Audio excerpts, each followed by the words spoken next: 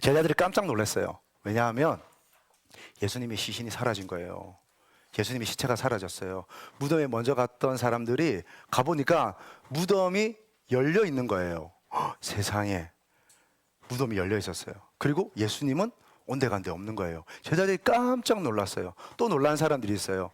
헤롯이라는 사람과 종교 지도자들, 대제사장들, 이런 사람들이 깜짝 놀랐어요. 왜냐하면 자기들이 못 박아서 무덤에 가두었는데 예수의 시신이 없어졌으니까, 죄인의 시신이 없어졌으니까 얼마나 놀랐겠어요. 그래서 큰일 났다, 대소동이 일어났어요.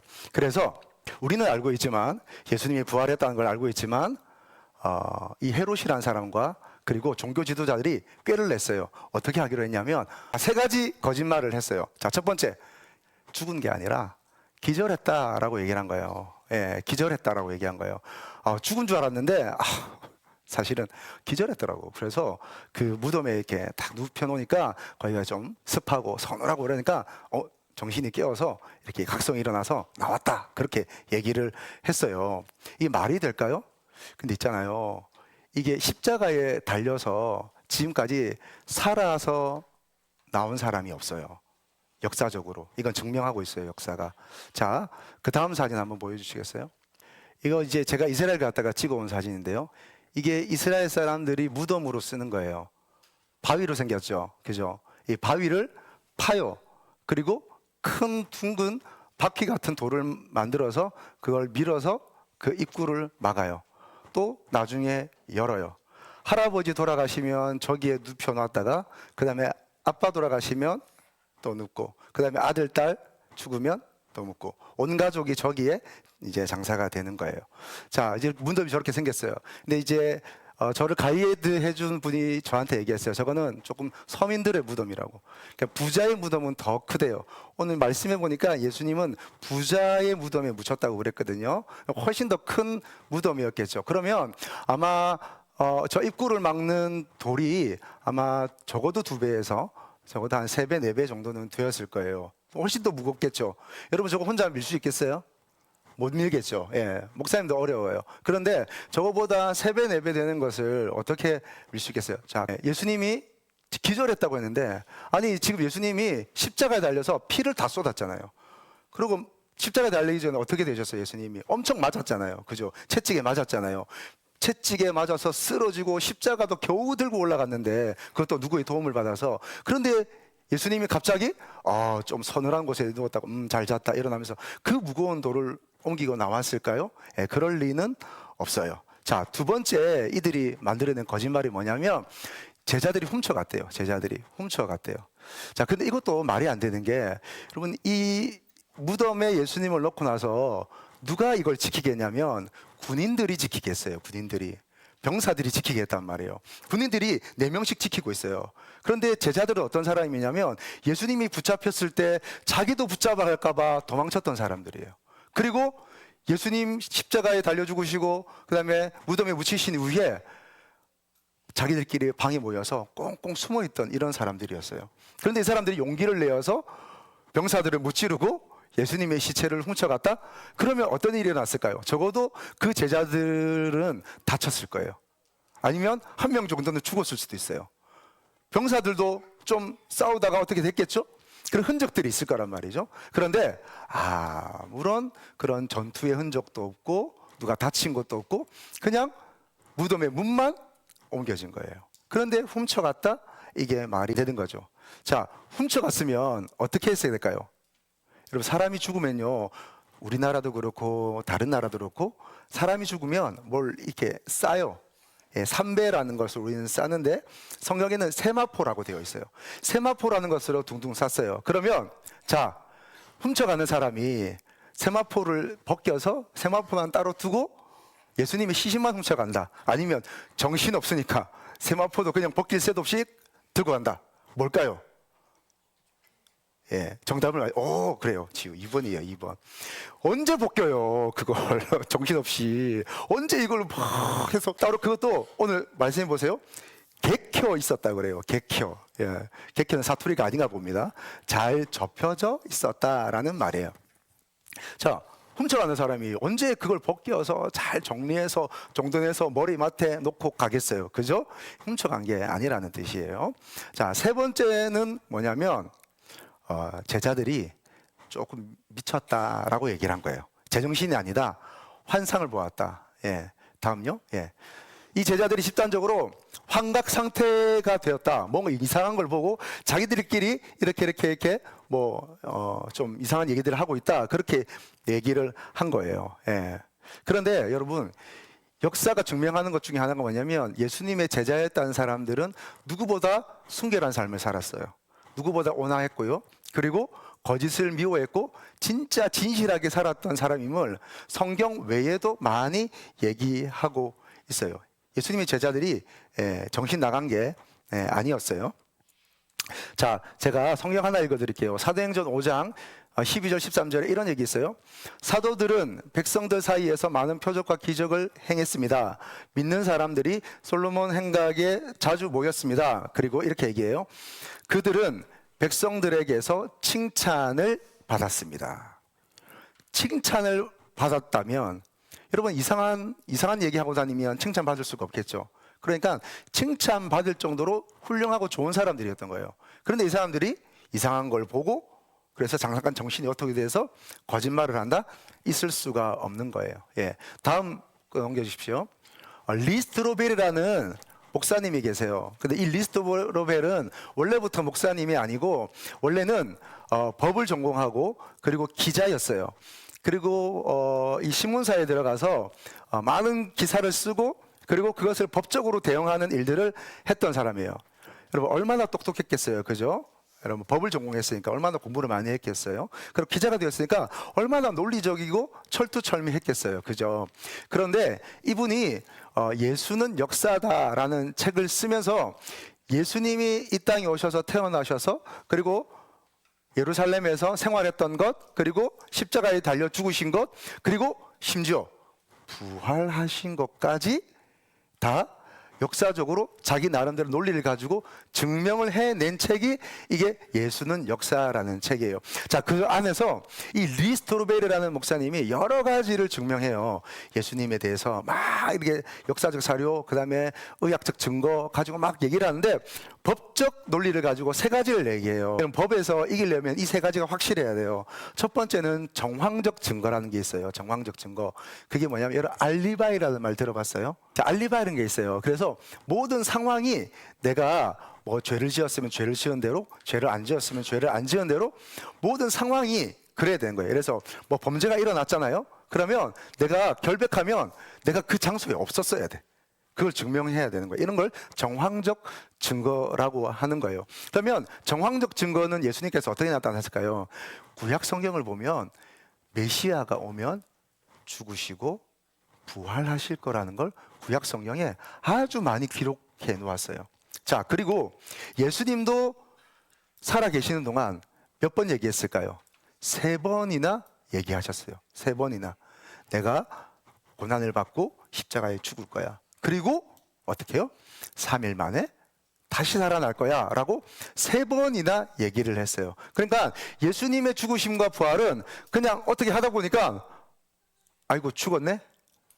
하나님이 아이고 죽었네 어떡하지? 아이고 살려야겠다. 아니, 살려보자. 그 살아났어. 이런 게 아닌 거예요.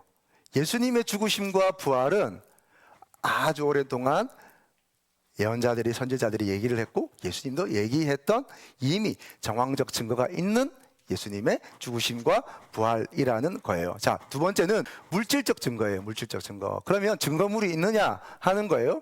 예, 아주 완벽하진 않지만 그 중에 하나가 예수님의 무덤이 비었다는 거예요.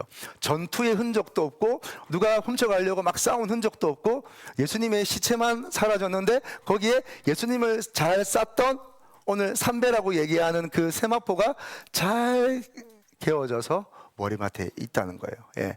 이것을 본 사람들이 있다는 거예요.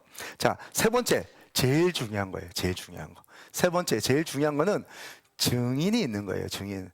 혹시 우리 친구들 가면서 현수막에 그런 거 걸려 있는 거 봤어요? 목격자를 찾습니다. 이런 거 못 봤어요? 교통사고 난 거 아니면 누구를 봤습니까? 라고 물어봐요. 목격자를 찾는 걸 물어봐요. 그러니까 증인이란 뭐냐면 목격자인 거예요. 그것을 진짜로 두 눈으로 동그랗게 본 사람들인 거예요.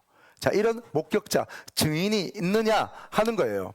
자, 예수님의 제자들은 당연히 부활하신 예수님을 만났겠죠. 그런데 성경에는 12명이 아니에요. 몇 명이냐면 고린도후서 15장에 이렇게 얘기해요. 장사 지낸 바 되었다가 성경에 기록된 대로 3일 만에 다시 살아나신 것과, 그리고 베드로에게 나타나시고, 그 후에 12제자에게 나타나시고, 그리고 한 번에 500여 형제에게 나타났다고 되어 있어요. 자, 우리 친구들 몇 명? 500명. 몇 명에게 나타나셨다고요?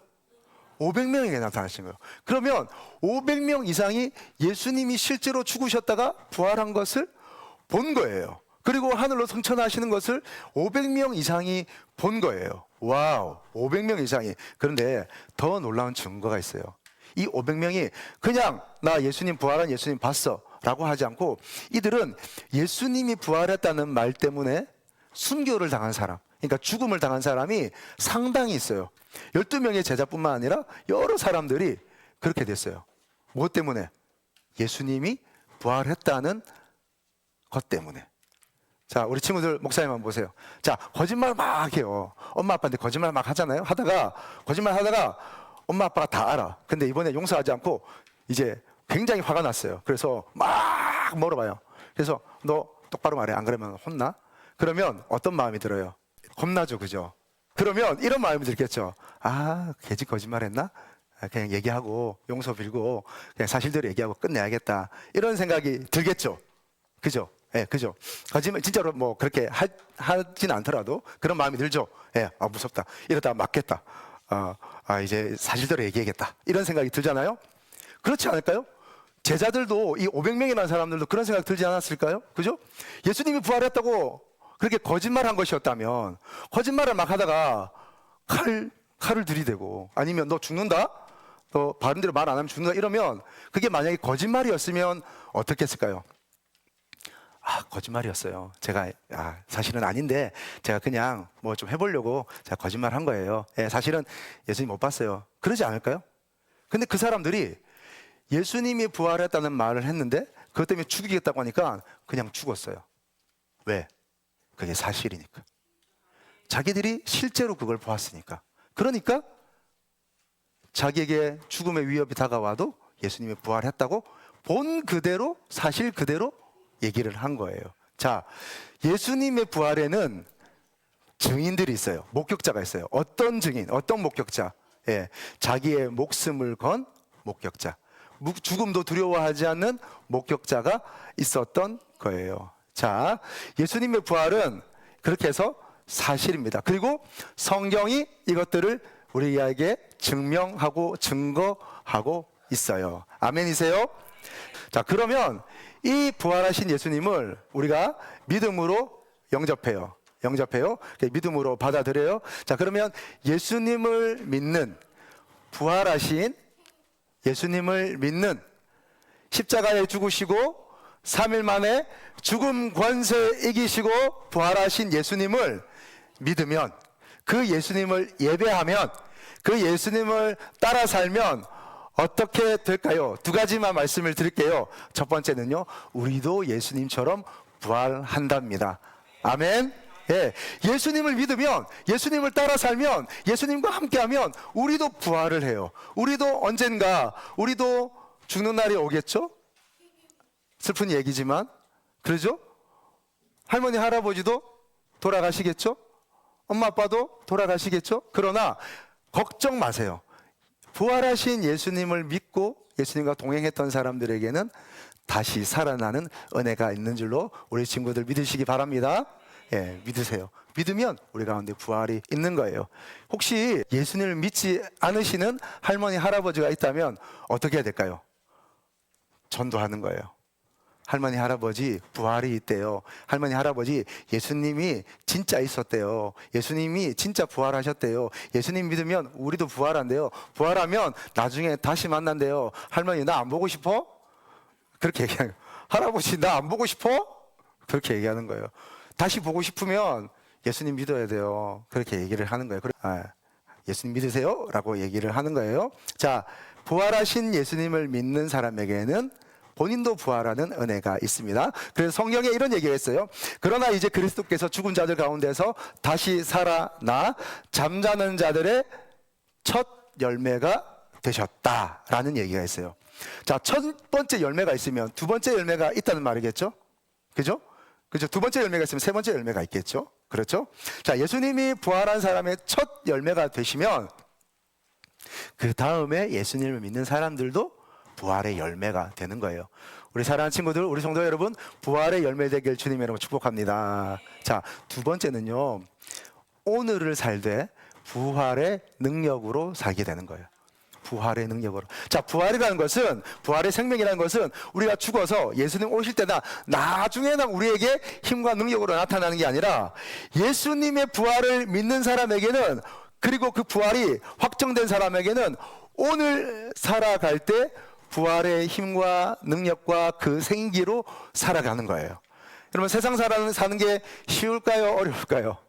우리 친구들 학교만 다녀봐도 어렵죠. 아침마다 학교를 가야 될까? 공부도 어렵고, 그렇죠. 뭔가 나에겐 부담이 되고. 여러분, 미안한 말이지만 어린이 되면 될수록 그건 조금 더 커져요. 조금 더 커져요. 근데 괜찮아요. 할 수 있어요. 이겨낼 수 있어요. 왠지 알아요? 예수님을 믿는 사람에게는 부활의 능력이 있기 때문에요. 그 부활의 능력이 오늘 우리에게 힘으로 다가와요. 마음의 힘으로, 생각의 힘으로, 또 우리의 모든 꿈의 힘으로 다가와요. 그래서 오늘을 살 수 있는 힘이 생기는 거예요. 생기가 들어오는 거예요. 생기가. 여러분, 생기 없는 사람 봤어요? 자, 보세요. 목사님 보세요. 이런 사람이 생기가 없는 사람이에요. 이런 사람이. 뭘 해도 아무런 의식도 뭐 목적도 목표도 없이 그냥, 이런 사람이 생기가 없는 사람이에요. 그런데 또 있어요. 표정은 이렇지 않아도 마음이 계속 어려운 사람이 있어요. 뭔가 마음이 자꾸 불편해, 불만이야, 힘들어, 이렇게 마음이 어려운 사람들이 있어요. 또 어떤 사람이 생기가 없냐면 몸이 아픈 사람이에요. 몸이 아픈, 어디 아픈 사람이 있어요. 그러니까 아파서 나에게 마음마저 어려워지는 거예요. 이런 일들이 있어요. 또 어떤 생기가 없을까요? 서로의 관계 속에서 생기가 없는 거예요. 여러분, 관계도 생기가 있어요. 엄마와 아빠 사이에 관계 속에서 생기가 있어야 돼요. 그리고 엄마 아빠와 나 사이에 또 생기가 있어야 돼요. 또 우리 형제 간에, 남매 간에, 자매 간에 또 생기가 있어야 돼요. 그래야 돼요. 그런데 관계 속에서 생기가 없으면 그냥 다 싫은 거예요. 자, 그런데 우리 친구들에게는 생기가 있는 줄로 믿습니다. 자, 예수님 믿으시잖아요. 그죠? 우리 친구들 예수님 믿는데, 예수님 믿는 사람에게는 생명과 생기가 넘쳐나요. 그래서 오늘을 살 수 있게 되는 거예요. 아멘. 자, 오늘 말씀 기억나나요? 정리를 한번 해봅시다. 자, 예수님의 부활에는 여러 가지 증거가 있지만 가장 중요한 증거, 목사님 뭐 얘기했어요? 500명이 넘는 사람이 예수님이 부활하셨다는 것 때문에 목숨을 걸었어요. 증인, 어떤 증인? 예수님 부활하신 것 때문에 목숨을 건 사람들이 있었던 거예요. 이걸 어떻게 거짓말이라고 할 수 있을까? 이걸 어떻게 가짜라고 할 수 있을까? 여러분, 이런 얘기겠어요? 잠깐 속일 수 있지만 역사를 속일 수는 없다. 몇 사람을 속일 수 있지만 온 인류를 속일 수는 없다라는 말이 있어요. 여러분, 예수님이 부활이 거짓말이고 그 제자들과 500명이 했던 말들이 가짜라고 하면 어떻게 인류 가운데 이렇게 예수님의 복음이 온 세계 가운데 나타날 수 있을까요? 진짜였던 거예요. 예수님의 부활이 진짜였던 거예요. 그래서 오늘 우리에게까지 이야기가 전달이 된 겁니다. 자, 두 가지 기억할까요? 자, 그래서 그 부활하신 예수님, 생명의 예수님을 믿는 사람은 어떻게 돼요? 첫 번째, 우리도 예수님처럼 부활해요. 두 번째, 오늘을 부활의 능력으로 살게 돼요. 우리 사랑하는 친구들, 우리 모든 사랑하는 성도 여러분, 이 부활의 생명이 가득하길 축복합니다. 부활절은 뭔가요? 기독교의 전례인가요? 기독교의 절기인가요? 그냥 그래서 한번 예배드리고 끝나는 거예요? 아니요, 그렇지 않아요. 이 부활은 우리에게 생명이에요. 그리고 여러분, 미래의 그 생명으로 부활할 뿐만 아니라 오늘 내가 생기 있는 삶을 살 수 있게 되는 거예요. 아멘이십니까? 예수님밖에 없어요. 예수님, 부활하신 예수님을 내 마음에 모시고 그분을 주인으로 모실 때만이 우리는 생명력 있는 삶, 생기 있는 삶, 능력 있는 삶을 살 수 있는 거예요. 꿈을 꾸며 사는 거예요. 사랑하며 사는 거예요. 베풀면서 사는 거예요. 인내할 수 있어요. 온유할 수 있어요. 할렐루야. 가정을 더 가정되게 할 수 있어요. 이런 은혜가 있기를 축복합니다. 자, 우리 친구들 가슴에 손을 한번 얹어 보시겠어요? 같이 기도하고 목사님이 축복해요.